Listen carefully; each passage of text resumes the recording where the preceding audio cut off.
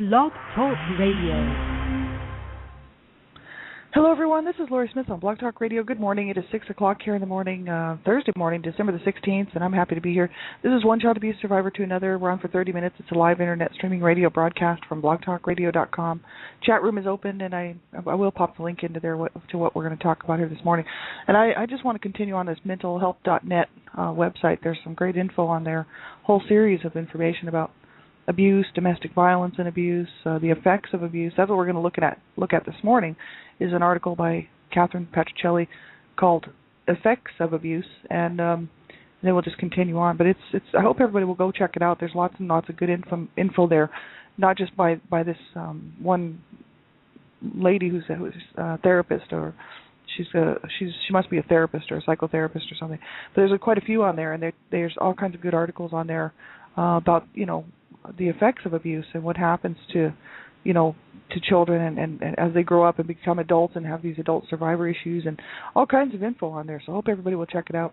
So thanks for being here, everybody. I appreciate it. I'm not a counselor or therapist. I'm just a private citizen paying to do my own shows, and I just wanted to continue doing the shows as long as I could, really, just to be a voice out here for people and just to keep speaking out, against abuse, standing up for children's rights and standing up and saying abuse is wrong, child abuse especially is wrong, and to be another voice for survivors, right? So that's why I'm doing these shows, and you have to listen at your own discretion. I talk about abuse, and abuse is a very sensitive topic for a lot of people, and so if it makes you uncomfortable and the topic just bothers you, and you think it's going to trigger you or make you uncomfortable, you really have to turn the show off. That is your discretion. So everybody, please listen at your own discretion. And young people under the age of 18, I just ask that you have permission to listen to my shows, all of my shows, because I believe in protecting children. I'm the Canada Regional Director for Dreamcatchers for Abused Children, and we're fighting to protect children's rights. We're fighting to stop and ultimately wipe out child abuse. And so, you have to play a role in that as well. Young people under the age of 18, you should let somebody know what you're doing online, and especially when it's stuff like this, you just, you have to protect yourself, and you really need to, know how to do that. So get the information on how to keep yourself safe online, especially when there's a chat room present, and there's a chat room open, and you're in a chat room. You need to know how to keep yourself safe and what to do, and what not to do, what information not to give out. It's very important, because there's a whole lot of sick individuals out there who would like to get a hold of children and sexually use them and assault them, right? And then steal their innocence and steal their childhood, right? So you have to be very, very careful. If you're a young person under the age of 18, I ask that you go get somebody to listen to this show with you, or any of my shows, and they can see whether or not it's age appropriate for you and that you should be listening, right? So thanks, everybody, for being here, and we'll get right into this topic here this morning. And this is just a website I stumbled across, mentalhealth.net. And I found that there's quite a lot of articles on here regarding abuse, especially like child abuse and domestic violence, and all kinds of different stuff on here. I hope everybody will go check it out. It's www.mentalhelp, mental, mentalhelp, help.net. And this particular article we're looking at here this morning is Effects of Abuse, written by the same woman, Catherine Patricelli, in 2005. So it's the same time frame she wrote the others. And she's Catherine Patricelli, M.A., and she writes, we're just going to read from this page, and I'll just be throwing my own stuff in there, of course, as usual. Find this stuff. I find I'm continually looking for information, not only from, because I'm working to be a proactive part of stopping and preventing child abuse, but I'm also on my healing journey, right? And I've come a long way, but I'm still working through it. I'm still working through some things, and so I'm continually looking at whatever information I can find. If I find it useful, or I think it's interesting or helpful, then I just like to pass it on. You know what I mean? So this is very much, part of my healing journey, right? So, I hope this information helps other people as well. But effects of abuse, she says here, being abused does not necessarily cause psychological or medical illness to occur. However, being abused does make it much more likely that one or more psychological or medical illnesses will occur. She says victimized people commonly develop emotional or psychological problems secondary to their abuse, including anxiety disorders and various forms of depression. They may develop substance abuse disorders. It says if abuse has been very severe, the victim may be traumatized and may develop a post-traumatic stress injury, such as post-traumatic stress disorder, PTSD, or acute stress disorder. And if abuse has occurred from a very early age and has been substantial, a personality disorder may occur, such as borderline narcissistic or histrionic personality disorders, or in some cases a severe dissociative disorder, such as dissociative identity disorder, which is commonly known as multiple personality disorder. And sexual disorders may be present. So she goes on to say here, sex may be experienced as particularly undesirable or physically or emotionally painful.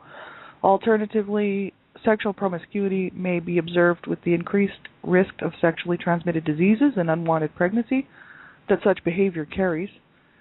Severe abuse, she says here, can even lead the victim to contemplate suicide or carry out suicidal impulses. This is absolutely horrific what abuse does. And we know this if you're a survivor and you're listening. I know I have a lot of people who do listen who are survivors, And we all, of course, experience different things, but the whole issue, and all of our situations would have been different. But the thing is the outcomes are generally closely related, to the different types of abuse and the severity and how long the abuse continued and how severe it was and just the different, situations, right? And so we kind of, so many of us know, exactly what. And it's very, very damaging, and it's very hard on a person. And I went for years kind of thinking I was fine, even though I knew that I was not fine in the back of my mind. I kind of was able to sort of just push it to the back of my thinking, and meander through life, I did that for years. And in the meantime, remembering what had happened to me as a child, I knew what had happened. I knew, the same thing that I know today, right?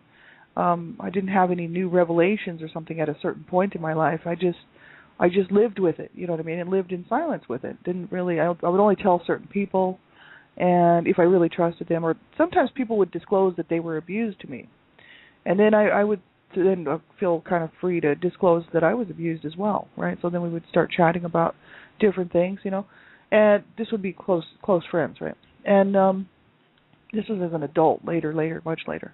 A lot of my teenage friends were abused, and so we knew we were all being abused, so we were always kind of talking about how crappy it was and that we weren't happy.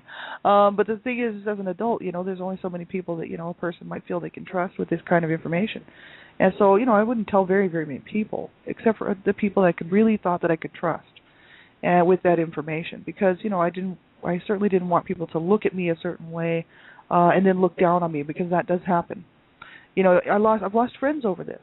I've lost friends because I disclosed some of the abuse that, I actually didn't even tell them the whole story, and they probably don't even know about my book now. But, certain people in my adult life, which would go back maybe 7-8 years, that I thought were pretty good friends, that, disclosed their childhoods with me. So I just sort of told them about mine, and they just buggered off.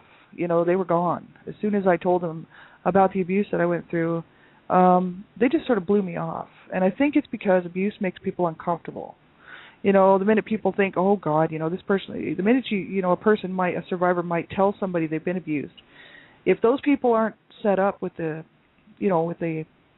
capabilities of talking to a survivor and feeling okay about it, and not just freaking out about the information and saying, oh God, I can't handle that. That's just way too upsetting for me, So I had a couple of friends actually leave my life because I disclosed the abuse to them. So it does kind of make you feel like, well, maybe I just shouldn't say anything at all. I won't tell anybody, because just lose friends over it. A good friend should be there to support you, So I figured, well, no big loss, because these people, they obviously didn't have the coping skills to deal with what I was telling them, because even though they disclosed some of their own stuff to me, it just was too much for them. And so, I sort of thought, well, I just won't tell anybody else, whatever. And just kept it to myself, and suffered greatly from it. Didn't try to get any help. And so it's absolutely horrible what this stuff does to people. And, years when I was a little kid, I was wishing I was dead, for years. And then, as an adult, thinking, well, I could end my life. I could get out of this pain, And now I'm so glad that I didn't do that, right? And that's because I'm 4 years on the other side of this, And sitting here thinking, oh my God, I'm so thankful that I made the right decision, which was to stick around and work to heal. And we have to do the work. We can't just leave it up to somebody else. And we do have to get help if we need help, right? It's a good idea to get help if you can't do it on your own. And if it's just you can't seem to cope and you just really need a hand, reach out and get some help. Do not allow yourself to suffer from this, and just ruin your life. Like we totally deserve to have a good life. And we certainly didn't deserve what we got as children. I'll tell you that. And so, I'm so glad to be on this side of it, but that doesn't mean that I don't remember what it was like to be on the other side of this whole mess. And how incredibly painful it really is. It's so painful that, it caused me to want to kill myself. You know what I mean? People would say, well, what could be so bad in your life that could make you want to kill yourself, and plan your suicides and want to self-injure? And many of us survivors know exactly what that is. It's torture, it's pain, it's the worst kind of pain you could possibly have, the pain in your heart, the pain in your spirit, the very pain in your soul. There's some articles on here that kind of talk about that. There's another one that sort of relates to this that we'll look at, that this therapist was talking about, soul murder, right? Because that's exactly what a severe abuse does to people. It's a chronic abuse, that just continues on and on and on. It's bad enough that a person might experience a couple of abusive situations, right? They can carry those scars for life, And but when somebody's mind is just completely warped by the abuse that they're having to deal with, and they know, that the damage was done. You can't go back and change the past, right? It's the same as being murdered. So parents not only murder their children physically, but they murder their children spiritually and in every other way, emotionally, psychologically, right? So that's what my parents did. They killed me, even though I'm still walking around. They literally killed me. So, I knew that. By the time I was 10, I felt that I was dead, right? So that's why I was just telling them to go ahead and kill me, because I really felt dead at 10 years old. And remember the day that I actually felt dead, And I really felt that my soul had been murdered. My spirit was gone. And it's harsh for kids, that grow up around this stuff. That no 10-year-old should be feeling like that. You know what I mean? Like no 10-year-old. It's such a huge issue. It's like I can't go back and get that. But what I can do, I can't go back and change that. There's just no way. But what I can do is nurture that 10-year-old inside of me. The 10-year-old that was so incredibly just gone, just dead. You know what I mean? I can go back and I can nurture her. I can go back to that point and I can say it's okay. We're going to be fine. And I can go back and reassure her, and I can nurture her and tell her that I love her and do the things that my parents did not do for that 10-year-old. You know what I mean? And so this is where I'm working on all the different parts of my life that I realize that I cannot change, because we can't change the past, but we can definitely change the way that we feel about things and the way that we feel about ourselves. And it takes work. It's not like we can just ask somebody else to do it for us. That's what I kept thinking, somebody else would do it for me, but it's just not going to happen. We have to do that ourselves, And then she goes on to say here, abuse can result in poor self-esteem, right, which can lead to a lack of close and trusting relationships or to body image issues, particularly for sexual abuse victims, right? So she also talks about the fact that, sex may be experienced as particularly undesirable or physically or emotionally painful. It can lead to all kinds of like sexual issues, sexual problems, poor body image and stuff like this. And I know I experienced all of this, you know what I mean?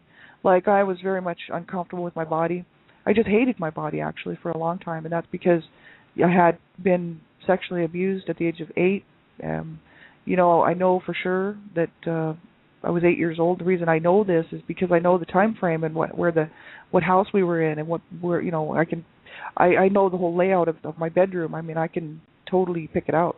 So it was a period of time when I was 8 years old, and I had also other sort of unwanted sexual touching from people. You know what I mean?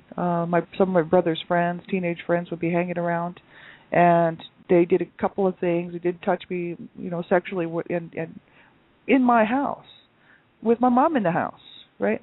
But because my mom did not ever tell me to say no, and there was no education, you know what I mean, as far as that goes, I really didn't feel like I had the option to say no, you know what I mean?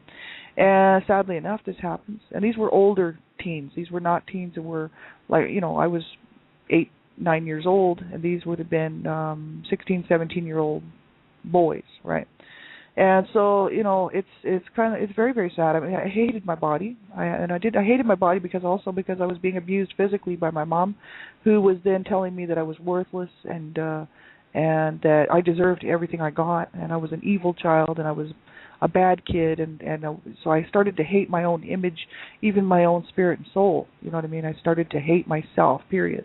And I couldn't stand my body. I didn't like the fact that I was growing into this, prepubescent teenager, you know what I mean? I absolutely hated being a woman. Just watching the abuse that my mom went through, and watching my dad, actually being forced to watch my dad rape my mother when I was 5, because my mom knew I was on the couch and was telling him that I was on the couch, and he was not listening because he was raping her. So, I was witness to that, and so it bothered me that to be a woman, to be the female sex, right? I had so many issues because of that. Not only that, but later in life, because I would not and could not allow a man to touch me. You know what I mean? So, I wanted to date, and I wanted to, I like men as far as that goes, my sexual preferences, and I wanted to date and have boyfriends, and I had a couple of opportunities, to have some dates and boyfriends and stuff, and I couldn't allow myself to because I could not ever let anybody get close to me or touch me. You know what I mean? I couldn't bear the thought of it. It was absolutely horrific. So it completely messed up my whole life. You know what I mean? Like, I was not going out on proper dates with guys. I was not going to the proms. I was not going to the dances. I was not having any normal experiences as an older teenager, who might be, just starting to figure out relationship type stuff with boyfriend, girlfriend type things, you know what I mean? And my whole life was messed up psychologically because of the abuse that I suffered. And it's absolutely ridiculous that people would think that abuse is no big deal. It's like, okay, well, I can't go back and get those years back, you know what I mean? But I can, help myself now. That's the whole issue, right? So that's the thing. It's very, very damaging, you know what I mean? I have really overcome a lot. And so, in my own personal life, right? Because I've been in a relationship for 15 years, and I still, I love my partner very much. He's terminally ill, and he was diagnosed almost 10 years ago now. He's still alive, which is just a miracle, really, because they gave him 2 to 5 years to live, and he's still here 10 years later. He's very sick, right? And we don't live together, but he's sort of not in stage yet, but he's getting closer and closer, and he's hanging in there, and he's a good man. And I learned that I learned a lot from this man, you know what I mean? Because after we worked out our issues the first year and a half, we actually developed an awesome relationship. And he taught me love, and he taught me, that man, the whole relationship type thing, where a partner loves their partner and wouldn't hurt them. And, so he was a huge help in my life, and he's an awesome man. And so, I have overcome a lot. But the thing is to me, when I was younger, in my 20s, I liked the whole idea of intimacy and all of this stuff, but I could not allow myself to be a part of it. Because in the back of my mind, sex was gross and disgusting and violent because of my parents, right? Because of what they did to each other. My dad doing to my mom. Actually, my mom never tried to rape my dad. My dad raped my mother many times, numerous times. He was a sick man. And they were both kind of twisted as far as their sexual issues went, because they were all quite often, even in public in restaurants, talking negatively about their sexual issues, and it was absolutely horrible. And my sister and I talk about that sometimes because my mom had a mouth on her that was just, oh my God. And she would talk about the stuff that my dad would do to her out in public. Well, she was just trying to get her say, you know what I mean? And but it, you know, we're sitting there at the table just going, oh my God, at a restaurant or at somebody's house or even in our own home, having to listen to this stuff, right? So to me, sex was dirty, sex was ugly, sex was something that was a bad thing, and it was evil and it was violent, right? Because of just watching what was happening between my parents. And then what happened to me, being sexually abused and molested and unwanted sexual touching, and, you know, made me really shut down as far as my sexuality went. So it ruined my whole sexuality, you know what I mean? And so, you know, shame on those people, those abusers who do that, because a lot of people think this doesn't have anything, you know, that it doesn't ever hurt a child, or there's all kinds of psychiatrists out there, actually not all kinds, I would say a handful, who do these studies and feel that it's perfectly okay and children are fine after they're sexually abused. And it makes me sick when I hear that, because I'm like, well, you know, you didn't obviously talk to all of us, you know what I mean? And you're just basing your report on something that you think, you feel is somewhat viable or realistic information when it's not, because it's extremely damaging to a child, you know, to be sexually abused in any way. And it's not, because kids know it's not right. Kids are kids, man, and they do not, you know what I mean? There's just no possible way, even at the time, if they don't realize it's wrong because the abuser tells them it's a game or whatever, and they just think it's just a game or whatever. Later on, they will know that it was not right, and they will be, oh my God, that should have never happened. You know, and they'll have to deal with it. They'll have to deal with the shame and trying to get over the whole issue of this whole, you know, idea that they were abused. You know what I mean? And the feelings and thoughts that come with it. And so it's absolutely horrible. And she, you know, talks about the fact that, you know, abuse can result in poor self-esteem, you know, and that people can, you know, it can lead a victim to contemplate suicide or carry out suicidal impulses. My brother killed himself, committed suicide. I think there was some bizarre stuff happening before I was born. I think that, right, so when I was really young, there was some weird stuff going on in my home that I don't have clear cognitive memories of, because I just remember bits and pieces. But I think that there was some sexual abuse going on before I was even born, involving other members of the family. So what I'm saying is, my brother actually sexually molested me when I was 8, and I think that he was being sexually molested and abused before me. So I think that he was just doing what he was, what had been done to him. You know what I'm saying? So I think that I seriously think that my dad sexually abused my brother, at least one of them, if not more of them. And I would sure like to come find out the truth about that.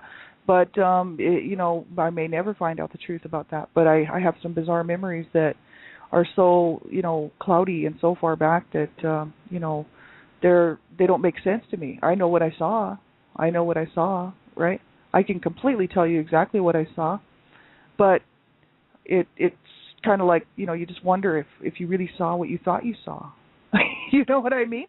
It's kind of like, this is the problem with a lot of times with memories that get pushed down, you know, like repressed memories or whatever, that get pushed down and pushed back somewhere, you know. So that's why I don't you know, concentrate too much on that stuff. I really just work on what I know, you know, cognitively, and can tell you pretty much exactly what was going on, even what I was wearing and what day it was, not necessarily the calendar date, but what time of year it was, based on what house we were living in, right?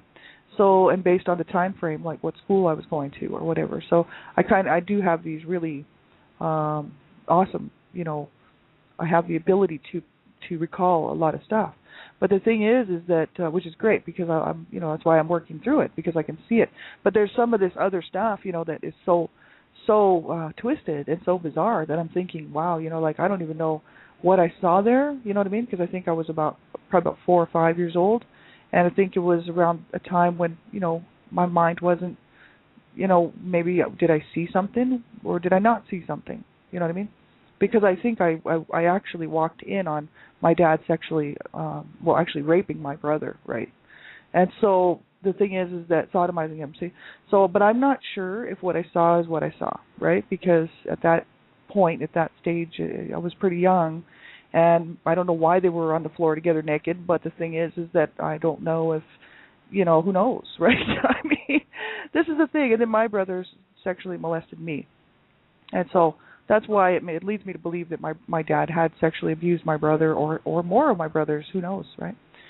So then I thought my dad actually molested me, right? That was in my mind, that my dad was the one who actually sexually abused me. But the more I think about it, the more I think about the fact that I bit their nose and I bit their ear. I bit something on their face extremely hard, because to fight back, right? And it just seems like it was a younger face to me. You know what I mean? Like, it just doesn't seem like it was my dad's nose or my dad's ear that I bit. I think it was one of my brothers, and I think I know which one. So that's the whole issue. Pretty sad and pathetic. But this stuff is real. This stuff is, a lot of people like to think, oh, that stuff, it's not damaging and it never hurts a child. It's like, oh, come on, give me a break. You know what I mean? It's so incredibly damaging that, it's a real shame. And that's why I'm glad to be a voice for children, like I'm glad to be a voice out here, to just be one more voice saying, no, this is so wrong. It is so incredibly wrong. And no child should ever have to go through that. And none of us deserve that. You know what I mean? Not one child deserves to be treated like that. And, until we make enough noise, things are not going to change. You know what I mean? And also because I wanted to be, another voice for survivors, just to say, you know what? We did not deserve that, and we do deserve so much better. And, but it is going to be up to us as adults to make those decisions to get help, right? Some people never speak out about the abuse they suffered. They keep it to themselves their whole lives and just suffer in shame and silence, and they will not reach out because of the shame surrounding it and maybe the guilt or who knows what issues are behind it, But so many times people would just never say anything to anybody. And, I just wanted to be a voice of encouragement for people to say, look, you certainly didn't deserve that. You know what I mean? No child does. And it was not your fault. It was not my fault. And we deserve to have a good life. We deserve to have, to be able to heal and feel good about ourselves and love ourselves and, feel like we're just as much part of this whole thing as anybody else. You know what I mean? And the abuse that was put on us does not mean that we are tainted or dirty or, not worth it, right? So it has a huge effect on people's self-esteem, right? And so it's important that we do get some help, in some way, whether it's if you need to go to a counselor or therapist, whatever you have to do, right? I mean, I like group support. I actually like online group support because it's convenient for me. And not only that, but because you can remain anonymous if you want to, Like if a person is fears because the abuser's still alive and they really don't want to go, forward with their own name, you can go into like online group support with anonymously, right? You don't have to give your name, and you can talk to people and get some help, and it's just a really great idea. And, otherwise, if you like the more private, setting, then, like one-on-one, then, of course, you would want to, check out a counselor or a therapist if you can, right? And if you really are having a hard time coping, you call a crisis line. You do something to stay alive. See, my brother didn't do that, right? He tried to kill himself many times, but he finally made it. And so when we found out that he had killed himself, the day that we found out that he had hung himself and killed himself, I was not surprised because he had already tried to kill himself for years before. And so, he slashed his wrists, many things. He was always trying to kill himself, and he would not work on trying to stay here. You know what I mean? And he's the one that molested me, and he's also the one that I think my dad was responsible for. I'm not sure, so, but I'm just thinking that this happened, right? And because it's just a memory that I have. And it's just, it just makes me wonder, like the poor guy was suffering, and he ended up abusing me, you know what I mean? And he was very very psychologically damaged, I believe. He's the one that turned in my dad for abuse, right? And because he went to school with bruises, and the teacher noticed, and the nurse called the authorities, and then the CPS got involved, and my parents were brought up and arrested and brought up on charges, right, both of them. And so, the whole issue is he's the one that got my dad in trouble, so my dad had it in for him for the rest of his life. My dad hated him, and so that's the thing, right? My brother killed himself, and that's what abuse does to people, and I was headed down the same road. So don't do that, not ever. You get some help, you reach out, you contact somebody, If you have to, you call the crisis line, but you stay here with us and you get help. And you deserve a good life, but it won't happen unless you go for it. So you've got to be the one to reach out and get some help, right? So thanks everybody for being here. Have a great day. We'll talk to you later. I'll be back around later on, and I'll be on tomorrow morning, same time, same place. One child abuse survivor to another. And hope you have a great day, everybody. Talk to you real soon. Bye bye.